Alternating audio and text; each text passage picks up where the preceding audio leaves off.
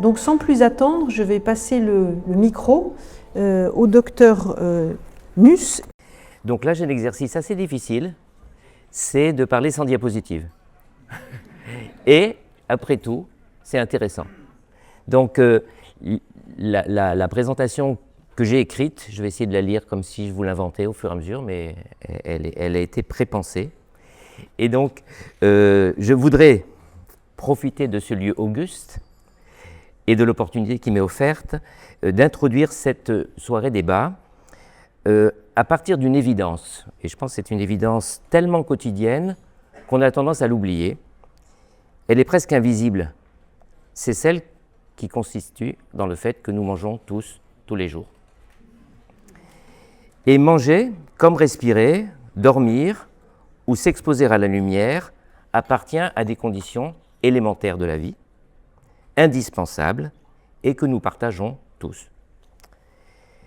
Donc, quelles que soient nos histoires, nos cultures, nos vulnérabilités ou nos maladies, nous sommes tous amenés à organiser notre rapport quotidien à l'alimentation et à nous rappeler que cette alimentation nous constitue. Cette nécessité universelle n'est pourtant pas également partagée par tous. En effet, des profondes inégalités socio-économiques qui concernent en premier chef les patients psychiatriques font que cette alimentation peut ne pas être nutritive. Ça a été un peu dit tout à l'heure. C'est précisément parce que cet acte est quotidien, répété, ordinaire, et que nous avons tendance à en sous-estimer la puissance. L'alimentation agit profondément, mais en silence.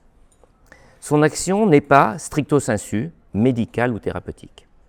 Ça, c'est un point assez important dans notre réflexion. Elle participe néanmoins, jour après jour, à la construction d'un terrain biologique, psychique et relationnel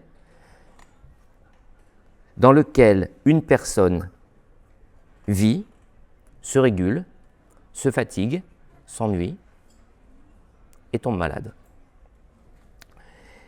Le premier risque, lorsqu'on parle de nutrition en psychiatrie, c'est de concevoir l'assiette comme un assemblage de nutriments, une sorte de pile de comprimés destinés à traiter des symptômes. Penser l'alimentation relève en fait davantage d'une compréhension de l'architecture dynamique du vivant que de la réparation ponctuelle du pathologique. L'alimentation ne doit en effet pas être conçue comme un médicament au sens classique du terme. Le médicament relève le plus souvent d'une logique ciblée, intermittente et correctrice. L'alimentation, en revanche, relève d'une logique continue, intégrative et constitutive. Elle ne vient donc pas seulement s'opposer à la maladie, elle participe à l'entretien du terrain vivant à partir duquel la santé se maintient, se fragilise ou peut être soutenue. Pendant longtemps, réfléchir à l'alimentation dans le soin a pu paraître peu rigoureux, comme si ce sujet relevait davantage de la sociologie, des modes, de l'exotisme, plutôt que de la science, et n'était véritablement légitime qu'à travers les maladies métaboliques dont parlait Dominique tout à l'heure. Maladies dans lesquelles on mange trop, on mange mal, on ne mange pas assez. Ces dernières années, les progrès de la compréhension de la chronicité de la maladie, les compréhensions du microbiote, les compréhensions de l'effet de l'alimentation dans l'activité physique, notamment les sportifs de haut niveau, les éléments où l'alimentation est liée à la cognition, ont fait que, progressivement, avec l'aide des patients, l'alimentation a trouvé son droit de cité au sein de la science et de la médecine. En effet, les molécules qui nous constituent ne viennent pas tout de suite construire notre corps. Elles proviennent pour une large part de ce que nous absorbons, transformons et métabolisons. En d'autres termes, le premier destinataire de la nourriture, c'est le microbiote. Les nutriments fournissent des substrats énergétiques, des éléments de structure, des précurseurs, des cofacteurs.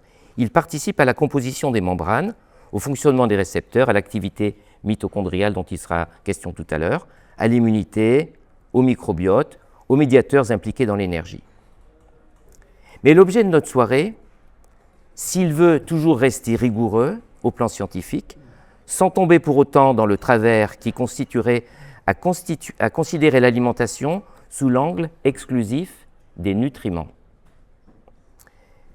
Cette approche, qui est une approche dont Marion parle très souvent, qui est l'approche de la complexité, qui est une approche de la médecine personnalisée, est une approche dans laquelle l'alimentation dépasse la question des nutriments. En effet, manger, avoir un rythme, s'inscrire dans une culture, s'inscrire dans une éducation, apprendre à être ensemble, et au-delà de l'absorption des nutriments, on absorbe un être au monde. On absorbe un rapport à son corps, un rapport à l'altérité. En mangeant, on ingère donc non seulement des nutriments, mais aussi on incorpore des habitudes, des règles, des interdits, des appartenances, des souvenirs, pensez à la Madeleine de Proust, des manières d'être avec les autres et avec soi-même, et surtout avec son corps. Dans les troubles bipolaires, cette dimension prend une importance particulière, parce que la stabilité de l'humeur est inséparable de la notion de rythme, ça vous le savez. Rythme du sommeil, rythme de l'activité, rythme social, rythme de l'exposition à la lumière, mais aussi rythme des repas. La table peut être un ancrage, mais aussi le lieu d'une dérive, où se joue désorganisation, impulsivité, perte du rythme, solitude, avec des apports nutritionnels inappropriés. Notre soirée va donc consister à vous présenter 3 aspects. Le premier aspect concerne la recherche. Cette première partie de la recherche va d'abord nous conduire du côté, avec Solène Frileux, du microbiote, c'est-à-dire cet écosystème vivant et symbiotique qui transforme l'alimentation en signaux biologiques susceptibles de dialoguer avec l'immunité, le métabolisme et le cerveau. Les données récentes ne se limitent pas juste à constater l'association bidirectionnelle cerveau-intestin, intestin-cerveau, mais au contraire, elles montrent la richesse des signatures biologiques qui sont associées à l'alimentation, notamment dans la connectivité cérébrale, les aspects inflammatoires et immunitaires. Avec Jérémy Bernard, nous aborderons la question essentielle des mitochondries. Ces organites apparaissent aujourd'hui comme un point de convergence et un carrefour entre énergie cellulaire, inflammation, stress oxydatif et vulnérabilité métabolique.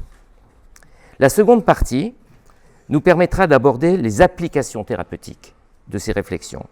Ophélia Godin nous parlera et nous aidera à comprendre l'intérêt et les limites du régime cétogène, non pas comme une mode alimentaire, une idéologie de l'amaigrissement, mais comme une intervention métabolique qui modifie les substrats énergétiques du cerveau et dont les premiers signaux cliniques sont dans le trouble bipolaire, semblent prometteurs tout en restant préliminaires. Guillaume Font abordera la question subtile des compléments alimentaires, sujet très attendu par nous tous, les patients et les familles y compris. Cet ensemble hétérogène de molécules et de préparations peut cibler l'inflammation, le stress oxydatif, la fluidité membranaire, la dysbiose ou encore la bioénergétique mitochondriale. Leur usage peut correspondre à des logiques différentes, corriger un déficit, soutenir une vulnérabilité, explorer une hypothèse mécanistique. Mais la diversité des niveaux de preuve et des risques d'une supplémentation additive, empirique ou brouillonne impose précisément la rigueur dont Guillaume fait preuve. Les témoignages des personnes concernées, enfin, auront une place essentielle, car elles viendront ponctuer les interventions plus théoriques. Ces témoignages nous rappelleront que les questions se jouent dans la vie quotidienne. Faire ses courses, cuisiner, partager un repas, garder un rythme, composer avec les traitements, gérer le surpoids, la fatigue, les envies, les contraintes économiques. Toutefois, une recommandation nutritionnelle n'a de sens que si elle tient compte des conditions de vie réelles des personnes. Le Franprix est-il accessible ou pas à 1h du matin quand on décide à sortir de la maison? L'enjeu de la santé de cette soirée est la croisée de la biologie, des neurosciences et de la phénoménologie du quotidien. Ce n'est donc pas de faire de l'alimentation une réponse magique aux troubles bipolaires. Le but de cette réunion est de mieux comprendre comment réaliser en réalité quotidienne, universelle et partagée, une manière d'accéder à une source de santé ou au contraire, gérer un facteur de vulnérabilité. Dans les troubles bipolaires, où la stabilité dépend si profondément des rythmes, de l'énergie, du sommeil, du corps et du lien avec autrui, cette réalité quotidienne qui est l'alimentation mérite d'être pensée comme un levier de soins plus juste, plus prudent, plus humain.